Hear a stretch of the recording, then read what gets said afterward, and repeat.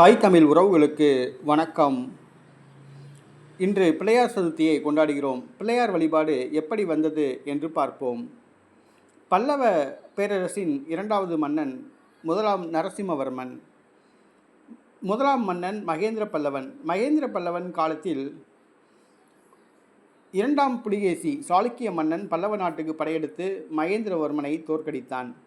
அவனை பழிவாங்குவதற்காக மகேந்திரவர்மனின் மகன் முதலாம் ராஜசிம்மன் சாளுக்கிய நாட்டின் மீது படையெடுத்து இரண்டாம் புலிகேசியை கொன்று அதன் தலைநகர் கல்யாணபுரத்தை தீ வைத்து கொளுத்தி வெற்றி ஊர்வலம் வரும்பொழுது தெருவுக்கு தெரு யானை முகத்தோடு ஒரு சிலை இருந்தது.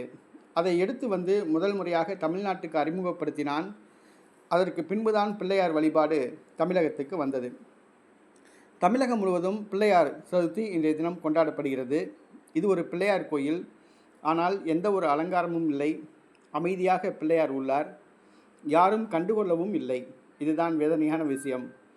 அனைத்து பிள்ளையார் கோயில்களிலும் மின் விளக்குகளால் அலங்கரித்து வழிபாடு செய்யப்படுகிறது. ஆனால் இந்த பிள்ளையார் கோயில் என்னவென்று தெரியவில்லை. யாரும் கண்டுகொள்ளவில்லை. பிள்ளையார் வழிபாடு தமிழ்நாட்டுக்கு இப்படித்தான் முதல் முறையாக வந்தது.